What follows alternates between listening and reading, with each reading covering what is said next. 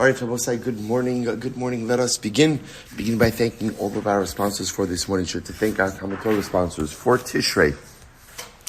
Dr. Linda Weinberg in loving memory of her husband of 53 years, Dr. Paul Weinberg, Peretz, Moshe ben Avraham, David, in commemoration of his fourth yartzeit, and Avraham and Shaindy Kelman, in memory of their parents, Jerome and Bernice Kelman, Alexander and Friderica. David, we hope that in the merit of our TALMUD TORAH, the nishmas will have an aliyah and the families in Nechama. And of course, as always, we dedicate our learning in the schus of the return of our precious hostages, the success of our holy soldiers, and the Mirz Hashem, a year filled with shalom and besoros tovos for Klal Yisrael.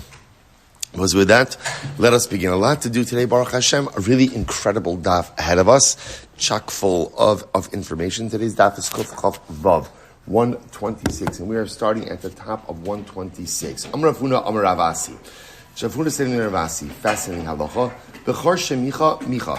If a bechar objects, his objection is a valid one. What is this talking about? Take a look at the Rashbam for just a moment. Amar Avuna, Amar Ravasi. It's about halfway down in the short lines.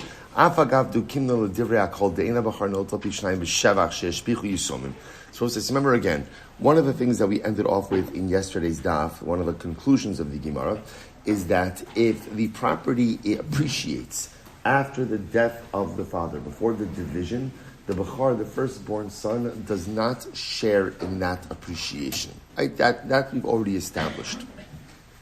So the Gemara says, listen to this. Mihu, im micha, so for example, just as a simple case, right? We'll call him, we'll say Yaakov dies. Yaakov leaves behind sons, Reuven, Shimon, and Levi. Reuven is the Bechar. Shimon and Levi decide to go ahead and improve the property. Reuven does not share he does his pishnayim, his double portion, is not reflected in that appreciation. So the Gemara says, Mihu, im micha va'amr al tashbichu chalki, ela nachlok miyad va'ashbiach anis shnei chalokim shali, ve'eto kol shivcha, ve'hei niseshum lecha. But let's say after the death of Yaakov, Reuven sees that his brothers want to improve the property. So what does Reuven say? Reuven says, guys, don't do anything. Don't do anything. Leave it alone. Let's go ahead and first split up the property, and then we could all improve our respective portions. So in this case, Reuven here objects. Reuven objects to the division of, Reuven objects to the improvement of the property before the division is made. But meanwhile, Shimon and Levi, they kind of ignore Reuven's statement, and they just go ahead and improve the property. So what's the halacha? Harimicha bahen v'yitol pishnayim. So interestingly enough, in this case, because Reuven the Bechar lodged a quote-unquote formal complaint, therefore again he is entitled to take pishnayim in the improvements. You hear this fascinating halacha. In other words, normally, if the estate is improved by the brothers after the death of the father, before the division, the Bechar doesn't get a double portion, any of those improvements. But in this case over here, the Bechar is lodging a complaint. He's saying, guys, don't improve the property now until we divide it so we can each improve our own portions. If he does that, and they still improve it, halacha l'maaseh, he gets pishnayim, he gets double portion, ultimately again in the improvements. Okay, so now we'll see the logic for this later on. The Rashbam says, "Daha paskin lekamon yesh lo lebechar pishnayim kodim chaluka misha shechafes liskos bebecharasa." Now all of this comes down to a fascinating concept which we're going to see shortly, which is, technically speaking, the Bechar gets his double portion at the moment of the death of the father, as opposed to other pieces of inheritance which are only acquired upon actual division. The Bechar's entitlement to a double portion is the moment his father dies. So interestingly enough, because of that, therefore Allah Chalamaysa, if he tells the brothers, don't improve the property, guys, don't improve the property until we divide up, and they divide up anyway, and they improve anyway, he has the ability to get double portion of those improvements because effectively he claimed his portion already. Fascinating halacha. So that's Ravasi. So back to the Gemara for just a moment. So Ravasi, Bechar shemicha micha Amar Rabba, Rabba says, Mistaber Tamid Ravasi. So it appears that Ravasi's logic is Ba'anovim ubitzrum, Zaysim umaskum. Right? They were talking about over here a case of, let's say, where Ruvain died, and he left behind a vineyard, or he left behind olive trees. So now the brothers are ready to pick the grapes or to pick the olives. Ruvain says, guys, don't do it. Let's divide up the estate first, and then we'll each improve our respective portions. So we'll say, but they do it anyway. So that's the case. Rav Asi says, okay, now there's been a quote-unquote improvement. Ruvain essentially claimed his pishnayim already, and therefore he gets to share, he gets his double portion in the improvements as well. Aval dan umlo. But what happens if the brothers went ahead and crushed the grapes or crushed the olives? In that case, Ruvain would not get a double portion. Now, why would Ruvain not get a double portion? So fascinatingly enough, the Rashbam points out to her something amazing. He says, because if they were to crush it, they've changed the form of it. Once you change the form of it, you acquire the item. So the Rashbam compares it to theft, right? What's the halacha? When you steal something, right? The halacha is v'heshav es hagzil. You're obligated to return the item that you stole. What happens if you stole something and then you change it? What's the halacha? We spent a lot of time on this, right? The same way that uman kona b'shevach kliya ganav kona b'shari. So a thief acquires the object when he changes it. He's obligated to make restitution, obviously, but he's obligated to go ahead and pay back the value of the item at the time it was stolen. So now, halacha l'maaseh, the Gemara says there's something very interesting comes along Rabba, and Rabba says, when does the Bechar acquire Pishnaim in improved property? That's, for example, in a case where they inherited a vineyard or they inherited olive trees. The brothers are about to harvest the olives or the grapes. Reuven says, please don't do it until we divide up the estate. They do it anyway. Now there's an appreciation. Reuven shares in that appreciation. But if they crush the grapes or they crush the olives, in that case, they acquired these objects through the change that they effected within these objects. So therefore, again, halacha l'maisa, Reuven does not share in the improvement because since they changed it, they've acquired it. Reuven obviously gets his portion as it was at the time of the father's death. Rabbi Yosef says no. Afilu darchum. It's not true.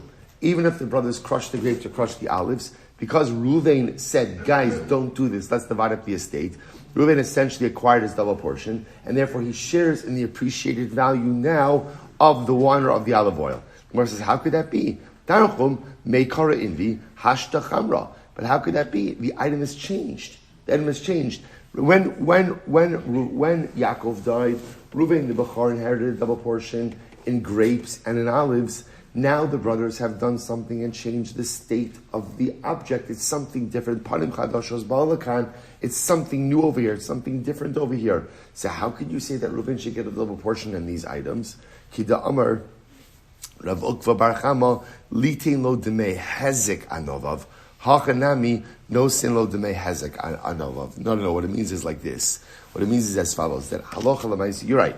In the event, so we'll say, essentially what the Gemara is it's upholding our original understanding. Namely, so the Gemara is introducing us to a principle. What's the principle? And the principle is going to be more explicitly stated in just a little bit. A Bechar, so right, we've seen multiple ways in which the inheritance of a Bechar is different than the inheritance of what we call a Pashat, a regular brother. Right? So one of the ways we saw in yesterday's daf is Bechar only gets muchzak, not roi. Only gets from actual property, not entitled property. The other interesting part is that brothers, a Pashat, normally only gets his portion, his entitlement to inheritance, when the estate is divided up. A Bechar actually acquires his entitlement at the time that the father dies. Therefore, furthermore, what else have we seen? We've also seen that in an improvement that occurs to the estate, the Bechar doesn't get Pishnaim in that. So now comes along Rav Asi. Rav Asi introduces an exception to that rule. If at the time of death, right, the brothers begin to improve the estate or want to improve the estate, and the Bechar is mocha, the Bechar objects. He says, don't do this until we divide up the estate, and they do it anyway. In that case, the Bechar shares in the appreciation. He gets a double portion of the appreciation. Why? Because since he lodged his complaint, it's as if he's activated his portion, therefore he's acquired it, and therefore he acquires any improvements as well. Comes along Rabbah, and Rabbah says that's only assuming that the improvement didn't change the, form. Yeah, they didn't change the inherited item, right? But if the improvement changed the inherited item, then again, this halacha doesn't apply because the brothers have acquired their portions through the change. The Gemara now qualifies this and says, the only exception to this rule is if the change created a depreciation, then halacha l'maisa, the brothers are obligated to make the bechar whole to go ahead and offset his loss. So for example, like this, it's really fascinating. If the brothers were to go ahead and let's say again harvest the grapes, right, and they're ready to crush it. Now the bechar says, please don't do that. Let's divide up our estate first. They do it anyway, and now obviously the value of wine is much greater than the value of grapes. The bechar does not get double portion in the newfound value of wine because again the item changed. However, let's say for some strange reason the value of wine plummets. So now the value of wine is less than the value of grapes. So that as a result of what the brothers did, there is a loss.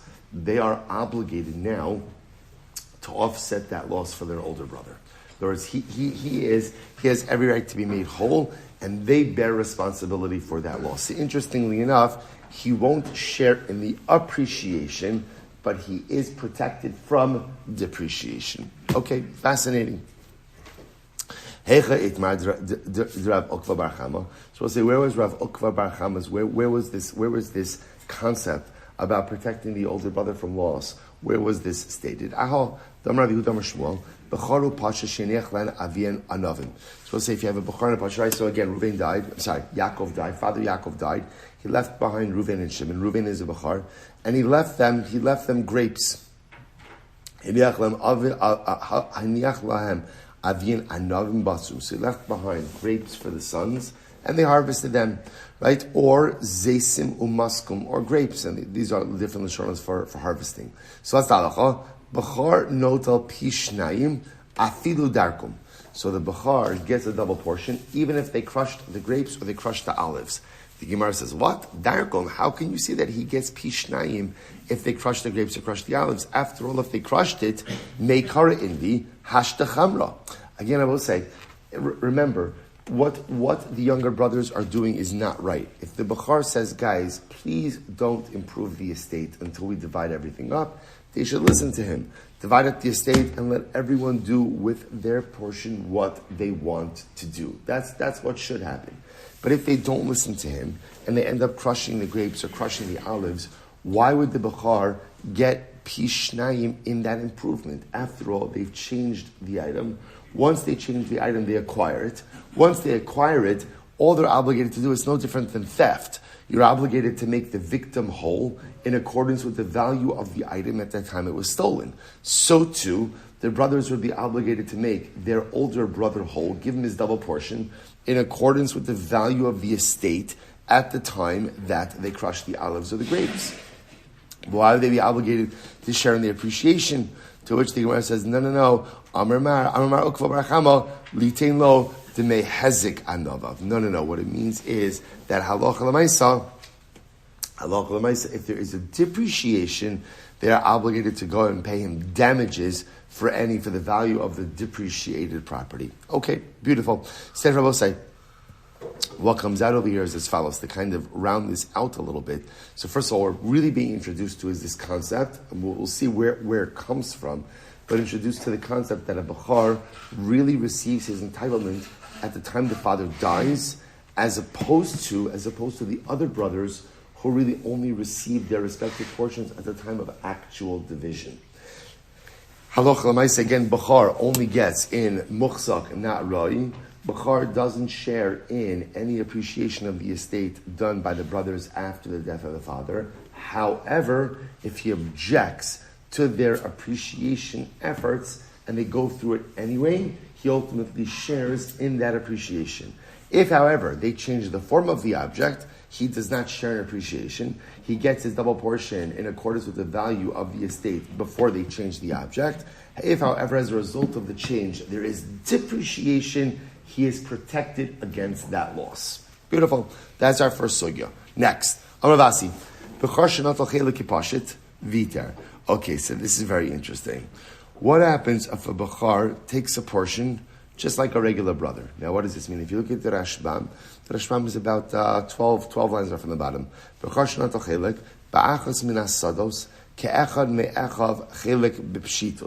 listen to this. Let's say same case, Yaakov died. Yaakov left behind 5 fields. Now again, so what happens over here is in every one of those fields, right, the Bechor has a right to get a double portion. Let's say in one of the fields, Reuven says to Shimon and Levi, guys, you know what? I'm just going to take the same portion as both of you. So in other words, he goes as, I'm just taking a portion like both of you. So what's the halacha? So that's Bechor Shnato Chelek Kipashat, Viter. Viter means he's been mevater. He's been mevater. Now, been mevater means literally he's yielded his right to Pishnayim. Look at the Rashbam, Viter. Kilomar, Hare Machal Chelek Bechora. Right? Ultimately, again, he's gone ahead and yielded his double portion right, his right as a firstborn. They both say, now, obviously, now the Gemara asks, my Viter. Now, what exactly has he yielded? So, Rapapa Mishrei de Rav Amar, Viter Ba'osa Soda. So, Rapapa says, he's yielded his Bechor right in that field. In that field, right? In other words, that not in everything else, not in the entire estate, but in that particular field, where he said to his brothers, guys, I'm going to inherit alongside you in accordance with the same division ratios. He's yielded his Bechor right in that field, but not in the rest of the estate. So in terms of the rest of the estate, he's still going to be a Bechor against Pishnayim. In that field, he's going to be a regular brother. Rapapi Mishrei de Rava Amar, Rapapi the name of Rava says, Viter Bechol Hanechasim Kulam. No, Rapapi says, no, once you yield the right in one field, he has effectively gone ahead and yielded. He has effectively gone ahead and yielded his entire right to the Bechorah, his entire firstborn right. Take a look. Actually, not yet. Fine. So we'll say Zefan the Machol case, right? So again, here's our case, right? So we have Yaakov dies. These behind 3 sons, Reuven, Shimon, Levi. Reuven's a Bechor. They're dividing up the estate. They come to one of the fields, and Reuven says to his brothers, guys, let's all divide this equally. So the Gemara says, okay, he's yielded his firstborn right. What is he yielding? Rav Papa, he's yielded his right in that particular field, not in the rest of the estate. Rav Papi, he's yielded his entire right as a firstborn. Okay, let's analyze. So Rav Papa, Mishpeg de Rav Amar Vita Ba'osa Sada. So Rav Papa, the name of Rava, said he's only yielded in that particular field. Kasavar ein lo lebachar kodem chaluka. So this is very interesting, because Rav Papa holds like this. Rav Papa holds that in general, the concept of Rav Papa disagrees with what we said before. Rav Papa says that when does a bachar get his entitlement to Pishnayim? When the estate is divided up. It's not a pre-existing right that is generated at the time of the death of the father, but rather, again, it exists at the time that they divide a property. And therefore, again, essentially, that Pishnayim right is exercised as the estate is divided up. So they're up to field number one. See, he has double portion in field number 1. He's yielded that right in field 1. Okay, that's all he's done in field 1. We haven't gotten to field 2, 3, 4, 5, and until we get up to the division of those fields, the Pishnayim right has not been activated. So because he doesn't have the Pishnayim right from the beginning, from the death of the father, therefore, again, I will say, you can't yield what you don't have. So therefore, again, it's not like he's vested with this right immediately. The right manifests itself as the estate is divided up. So therefore, again, if he yields the right in field A, fine, he's yielded it for field A, but we're not up to field B, C, D, and E yet. We'll get to those as we come up. And again, he could yield the right in those fields, or he could exercise the right in those fields. Take a look at the Rashbam for just a moment. The Rashbam says, Kasavra ein lo bechar, about times are from the bottom. Chelik bechor lo loses v'lo limkar kodim chaluka kidichsev, loses lo ad asya liyade, did mekabel matana. So in other words, the idea is, remember, we saw this before, that Pishnai, at least according to one opinion, is looked at as a matana, as a gift. When is a gift yours? When is it yours? when the object comes to your hand. That's when it's yours. So therefore, again, the pishnayim right only comes up as the property is divided. So therefore, again, if they're dividing one field at a time, the pishnayim right is activated field by field, and therefore what you yield in one field does not impact what happens in a different field. That's Rav Papa. On the other hand, Rav Papi Mishmei de Rava Amar Vita Hakol. Rav Papi, the name of Rava, says no. Once Reuven the Bechar yields his pishnayim right in field A, he's yielded his entire pishnayim right. Why? Because he holds kasavar yeshlo lebechar kodim chaluka. He holds, listen to this, literally translated, a bechar has his double portion right even before the property is divided. Umida achel baha achel bekulhu. And once you've yielded in one property, you've yielded everything. Now, both take a look at the Rashbam for just a moment. So this is the concept that Rav Asi was alluding to before as well. Look at the Rashbam. Rashbam is about 6 lines up from the bottom, 7 lines up from the bottom. Afagav dechilik pashat inlo dak sev loses mishash shemei sa'av huray litinlo hilchach bebechar talya milsa debisha sheyirtze yiske bechaluko kidarmina lael bechar shemicha micha. So both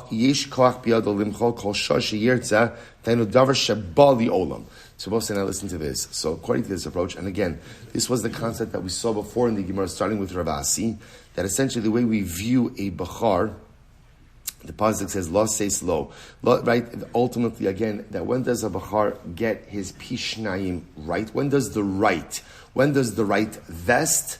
At the time of the death of the father. Father dies. Bechar gets his pishnayim right then and there. So because he has that right, therefore what? He also has the right to yield it from the beginning.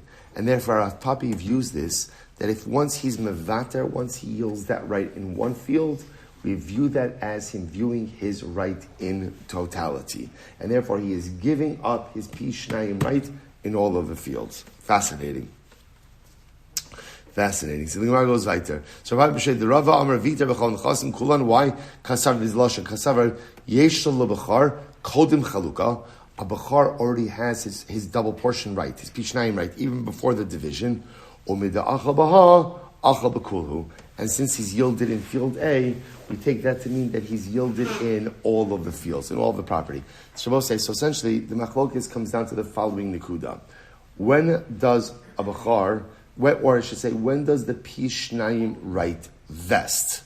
So according to Rav Papa, it only vests as the estate is divided up, and it vests with each individual parcel that is divided up. And therefore, if the bechar yields his right in one field, that doesn't impact what happens in other fields. Rav Papi, no, the right vests as soon as the father dies. As soon as he dies, the bechar is entitled to pishnayim. Obviously, we don't know how that pishnayim is going to manifest itself until they divide up the actual estate, but l'maisa, the right is there from the beginning. And therefore, according to Rav Papi, if the bechar yields that right in any one field, he's yielded the right in totality. Incredible. Again, I will say, and just to kind of link this back, Rav Asi, in the beginning of today's daf, was clearly holding like Rav Papi, that Allah l'maisa, the bechar gets his pishnayim right from the moment that the father dies. That's why, again, going backwards, if the brothers are ready to improve the estate, and the bechar says, guys, don't do it, thereby exercising his right now, and they do it anyway, he shares he gets pishnayim in those improvements as well. Incredible. Okay, so the Gemara goes weiter. So the Gemara says, good. Vaha d'Rapapi v'Rapapa la b'ferush itmar ela mechlala itmar.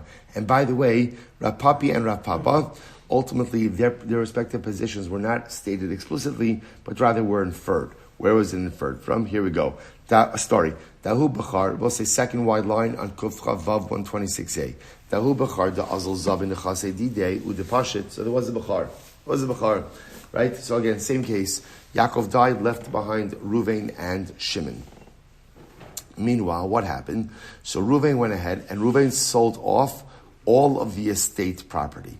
Now the Rashbam says over here, it was not Ruvain's intention to defraud his younger brother Shimon, but rather what Reuven just wanted to liquidate the estate, and he was going to give the money. He was going to give the money to Shimon. That was his. Or Shimon's. He was going to give Shimon's. He was going to keep his portion and give Shimon's portion to Shimon. Okay. So what ended up happening? Now, in the meantime, Shimon died. Shimon died and left behind children. So obviously, Shimon's children inherit his inheritance position. So they're going to get his portion of the estate. So what happened? Azal Yasmi b'nei Pashut lemechal Tamri mehani lekuchos. So what happened? So just to illustrate this. So Yaakov died. He left behind a field of date palms. Okay. Reuven the Bechor decided, wrongly, but we'll see if it's wrongly, decided on his own to liquidate the estate, to sell it off. He was going to take the proceeds, take his portion, and give the rest to Shimon. In the meantime, Shimon died. So now Reuven sold off the estate. Shimon's kids come to take dates from the field, right? Because from Shimon's kids' perspective, this is our father's inheritance. We have a right to the dates. They come to take dates from the field. Meanwhile, Machonu. So the people who bought the field started hitting the Yisomim, right? Because they're like, you guys are stealing dates from us. In other words, remember, so we'll call it, Yitzchak bought the field. Yitzchak bought the field from Reuven, right? And again, he has no idea what's going on over here. So he bought the field from Reuven. Meanwhile, again, Shimon's kids are showing up eating dates on Yitzchak's newly purchased field. Well, Yitzchak begins to give them a little frask, right? A little patch. Get out of here. So what happens? Amrlu Krovim. So the relatives, right? The relatives of Reuven and Shimon, the brothers say, Lo mistaya dizabninhu l'nechasei ela mimcha nami mechisuluhu. So interesting, the relatives of Reuven and Shimon say to Yitzchak, a chutzpah, not only did you buy estate property, but now you're going ahead and patching the kids as well. So poor Yitzchak, right? Yitzchak Bipashtus has no idea what's going on over here, but the Lamaisa now they're making a claim. Aslu kamei d'Rava. So they brought the case before Rava.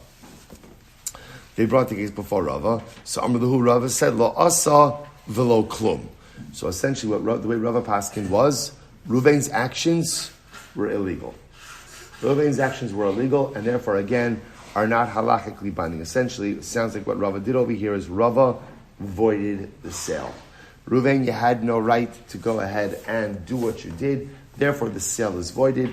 The estate goes back, and division will happen normally. So Rashbam says, Lo asa habachar velo klum mechiruzu. So Reuven the Bechor did absolutely nothing with this sale. Okay, so now what does this mean? I'm a base. So Mar Savar Lo asa klum bepalga, Umar Savar bekulhu. So both said the machlokes Rav Papi and Rav Papa over here was, what did Rava mean when he said you didn't do anything? One opinion said that he didn't do, in other words, that Reuven's sale was ineffective for Shimon's half. In other words, what Reuven did for himself is absolutely valid. But what he did for Shimon is invalid. And Umar Savar Bakulu. And the other opinion says, no, the total sale is invalid as well. Now both say, what's the machlokes over here? What's the machlokes? The machlokes is, when does a Bechar get his Pishnayim portion? Does he get it from the moment that the father died? In which case, he has a right to sell his portion even before the estate is divided. Or no, he doesn't go ahead and get his portion until when? Until the estate itself is actively divided. Shalchu mitam, and that's, so the Gemara is pointing out over here that that's how we glean these positions of Rav Papi and Rav Papa from this particular case. All right, interesting. Shalchu mitam. They send from there, Bechar shemachar kodim chaluka lo asa klum. That if a Bechar sells his portion before the division of the estate, such a sale is totally invalid. Alma, eino le Bechar kodim chaluka. What do you see from here? You see from here that halacha l'maisa Bechar does not have an entitlement to his portion before the estate is divided. The hilchasa, what's the halacha? Yesh le Bechar kodim chaluka. Right? The halacha is a Bechar has his portion. In other words, the pishnayim right vests as soon as the father dies, even before the estate is divided up. Marzutra, so the Gemara says, Marzutra, Midirishba, that's a place, Palag Bitsana de Papali, Bahada Achin Bishava. So Marzutra, who was from Midirishba, was a Bechar, inherited with his brothers, and he inherited a basket of peppers, and he split it up evenly with his brothers. Arsala Kameid Ravashi, Amrle Hol Vitarta B'Miktsas, and he said to So we went to Rav Ashi, and Rav Ashi said to Mar Zutra, since you were mevater, since you yielded your firstborn right in the basket of peppers, you've yielded your firstborn right in totality. So both says halacha l'maisa. The way the Gemara seems to end off over here is that the pishnayim right vests right after the death of the father. Therefore, the bechor is entitled to pishnayim even before the division of the estate. Therefore, if the bechor yields that right in any one parcel, he's yielded everything. And to go back to Rav Asi, therefore, also if he tells the brothers, guys, don't improve the estate before we go ahead and they divide it, and they improve it anyway, he gets to share in that improvement with all the caveats that we mentioned before. And the Rambam, by the way, now the interesting part is, what about if a bechor sells his property before the division? What happens there? So the Rambam actually paskins that Allah Almighty bechor shemachar chelik bechora kodem chaluka mimkaro kayim mipnei sheish lebechor chelik bechora kodem chaluka. So the Rambam paskins like this Gemara. So namely, again, that the pishnayim right exists or vests at the moment of the father's death. Therefore, technically speaking, if the bechor sells his portion before the estate is divided, such a sale is a valid sale. He can't sell the brother's portions, obviously, because it's not his, but halacha l'maisa, he has the ability to sell his own. Therefore, halacha l'maisa paskin is that, again, bechor gets his pishnayim right, the right vests immediately upon the death of the father, and again, all of the other halachas that stem from that. Incredible. Mishnah. They both say this is a fascinating Mishnah. Here we go. Ha'omer ish ploni b'ni bechor lo yital pishnayim, or ish ploni b'ni lo yirash im echav lo amar klum sheis namash shakasavatar. So we'll see. Here we go. So we're dealing with halachas of inheritance. Let's say a father says, I don't want my children to inherit with the halachic laws of inheritance. I want them to inherit equally. So a father literally says, right, Yaakov says, I know I have a bechor Ruvain, but I don't want my bechor Ruvain to get a double portion. Instead, right, I want all of my sons to inherit equally, right? Or again, I don't want my bechor, or for that matter, again, that's case one. Case two is, I don't want Ruvain. I'm not happy with the life that he's living. I don't want him to inherit at all with my sons. What's the halacha? Such a statement is halachically meaningless. Why? Hisna mashakasa b'Torah. Because we'll say the halacha is like this: if you make a t'nai, a condition that runs contrary to Torah law, your t'nai is batal. The Torah says a bechor gets a double portion. The Torah says that all sons inherit. And therefore, if a father goes ahead and makes a condition that runs contrary to Torah law, the father's t'nai is irrelevant, is void, and the bechor gets his pishnayim, and Ruvain inherits with his brothers. However, hamechalik nechasav al piv riba la'echad u'miat la'echad v'hishva lahanes abachar dvarav kayamin. I will say, but what can you do? This is interesting. What can you do? So let's say a parent wants their children to inherit equally, or doesn't want one child to inherit. What can you do? You can gift your property away during your lifetime. So obviously, if you gift your property away as a gift, there are no halachas with gifts. Right? So if I want to go ahead and gift away my entire estate during my lifetime, I could gift to whoever I want and however I want. So I will say, so this is quite fascinating. Mishnah is telling us that you can't leave a will that contradicts Torah law. And if you do, the will is batal, and ultimately Torah law stands. So what do you do if you want some type of different inheritance arrangement for your kids? The answer is, don't use the mechanism of inheritance, use the mechanism of matana. Because with the gift, now again, the difference is also, what's the difference in inheritance and gift? Difference is, right? Inheritance occurs after death. Gift has to occur during the lifetime of the grantor. Right? You can't give a gift posthumously. Gift can only be given during lifetime. So we'll see the mechanism over here.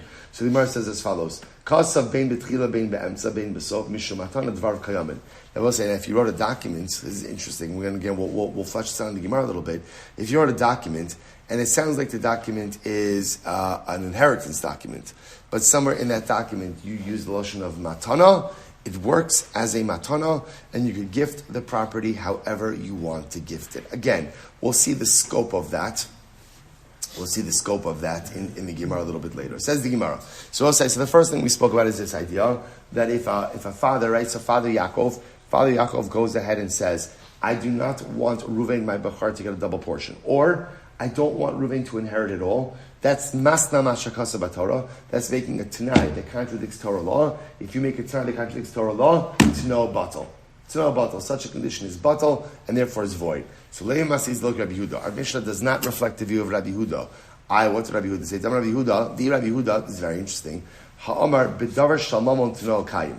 Rabbi Yehuda holds that although generally we say that if you make a Tanai that runs contrary to Torah law, your Tanai is batal, Rabbi Yehuda holds in financial matters, if you make a Tanai contrary to Torah law, the Tanai works. Now, where do we see that with Rabbi Yehuda? Listen to this. This is interesting. Right? Reuven goes over to Rachel and he says, Hari'at nikudeshes li amanas she'ein lach alai sher ksus va'ona.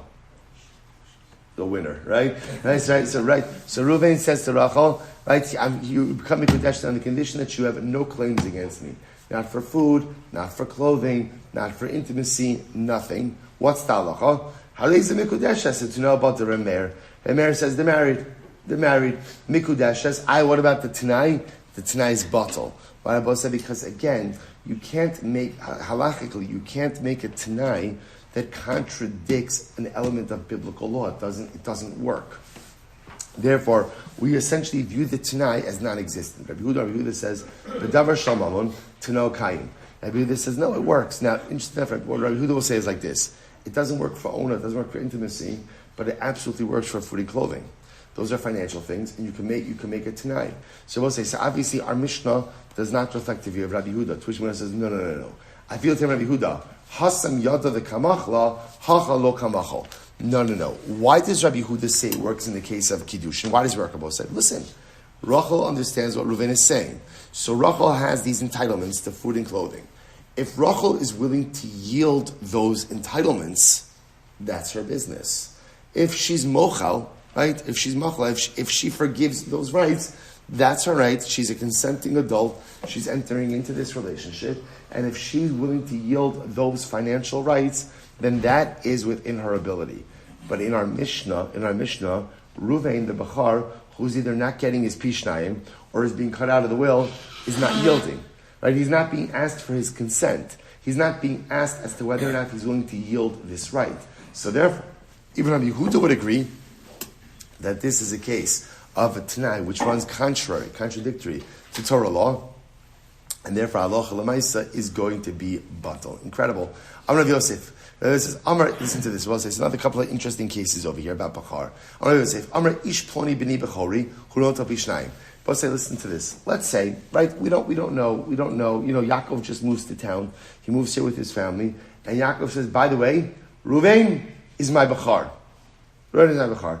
Based on that statement, now we don't know Ruvain, we don't know Yaakov, but Yaakov made a declarative statement that Ruvain is his Bachar. Based on that statement, and now Yaakov dies, based on we'll say, okay, Ruvain, you get Pishna, you get a double portion. In other words, if a man acknowledges that this person is his firstborn, that statement is halachically meaningful as well. Ish Ploni Bachar. Let's say Ruvain were to say, Yaakov were to say, Ruvain is a Bachar. That was the distinction between the two Lashonos. In case number one, Yaakov is saying, Ruvain is my Bachar. Okay, so now we look at that as the declarative statement that Ruvain is Yaakov's Bachar. Therefore, when Yaakov dies, Ruvain gets Pishnayim. Let's say Yaakov were to say, Ruvain is a Bachar. Ruvain is a Bachar. In that case, Ruvain would not get Pishnayim. Why not? Dilma Bukhra Di'ima Ka'amar. Because maybe what Yaakov is saying is, Reuven is a Bachar. What type of Bachar? A maternal Bachar. He's his mother's Bachar. It's not my Bachar, it's his mother's Bachar. Alright, so a story. There was a guy who came before Rabbi Bar Chana. Amrlei, Muchzekani Bazeh Shehu Bachar. So this is interesting. So a guy came before Rabbi Bar Chana. He said, Rabbi Bar Chana, that guy, Reuven, I know that Reuven is Yaakov's Bachar. All right. Amrlei, Minoya Data. So he said to him, so Rabbi Bar Chana, asks the guy, how do you know that Ruvain is Yaakov's Bechar? Because listen to this. The guy said, I overheard Yaakov talking to his son, Tahabi Karile Avua Buchra Sichla. I heard Yaakov call Ruvain a foolish Bechar. Okay, family dynamics, right? I heard him go ahead. In other words, what he's claiming over here is, I heard him call him a Buchra Sichla. The Rashbam says over here, Bechar Shota, a foolish Bechar. So Rabbi Machana says, well, 1 second. Dilma Buchra Di'imahu. Maybe Buchra Sichla means that he's a Bechar for his mother. Now, why would that mean that? Listen to this. So the Gemara says, D'chol Buchra Di'ima Nami Buchra Sichla Kalu. Because every maternal firstborn, every Bechar from the mother is called a Buchra Sichla. Now, what does that mean? If you take a look at the Rashbam, this is actually quite fascinating. D'chol Buchra Di'ima Buchra Sichla. 5 lines up from the bottom. V'lo mishum shtuso. It's not because it's sichla in this case. Even though sichla normally means like a fool, in this case it doesn't mean fool. What does it mean? It means stunted. Stunted. So he says, El lefi she'ino b'char gomer k'mo hadas shota. Just I will say again, Baruch Hashem, reminiscent of Sukkot, right? Just like you have a hadas shota. Hadas shota is a stunted hadas, a stunted myrtle branch. So often, again, a bechar from the mother was called a bechar sichla, a stunted bechar. Why? Because on one hand, it's a bechar, but Lamaisa has none of the biblical entitlements of a firstborn. So the Rabbi Avraham said the fact that you overheard this exchange between father and son does not in any way mean that this is an actual bechar. Another story. First right line at the bottom. There was a guy who came before Rabbi Chanina. Amalei, Muchsekani Bazeh, Shu Bechar. Same case, right? Same case. So the guy came before Rabbi Chanina. Says, Rabbi Chanina, I know that this boy Ruvain is a Bechar for his father Yaakov. Amalei, Minaya Data. So Rabbi Chanina says, no, from where do you know this from? Amalei, Dechi Hava Asale Gabe Avua. So listen to this, it was fascinating. Because whenever somebody would come to the father, to Yaakov, Amar lahu, Yaakov would say to the person, Zilu legabe shichachas bri, go to my son Shichas, that was the kid's name. Go to my son Shichas, debuchrahu, because again, he's a bechar, umasi ruke, and his saliva will heal you. Okay, a lot to unpack over here. So apparently the Rashbam points out over here that it was believed, and again I will say, this is one of these things that falls into the bucket of Talmudic medicine. Remember, like we always speak about, Talmudic medicine is not Torah. Talmudic medicine is whatever the conventionally held beliefs of the time reflected. So it's kind of like the whole thing with like leeches, right? Bloodletting and fatty meat and undiluted wine. So that was the cure for everything, right? If you had fatty meat, undiluted wine, and leeches, you were good to go, right? And apparently, throw in there a little bit of saliva from a firstborn kid, you're golden, right? You're golden. No copay for that advice, right? You're good to go. So I'll say. So just to point out, this is what was felt for the time. So apparently, it was felt that the saliva of a firstborn son had curative powers. So therefore, halacha l'maisa, the Gemara says over here that in this case, so this guy said, I heard that whenever somebody would come to Ruvain, he would say, go to Buchra, my son. He's a firstborn, and his saliva has curative powers. Dilma Buchra di'imahu. Maybe was the firstborn for his mother. Gemiri Buchra da'aba masiruke. Buchra di'ima lo masiruke. No. So this is a better case. Why? Because in this case, it's known it's only the saliva of a firstborn son to his father that has curative powers, but the saliva of a firstborn son of the mother doesn't have curative powers. So the Rabbi say in this particular case over here, this would be a good raya. That ultimately again the son was a bechar. So we'll stop over here for today. Shikoyach, everyone. Incredible Gemara.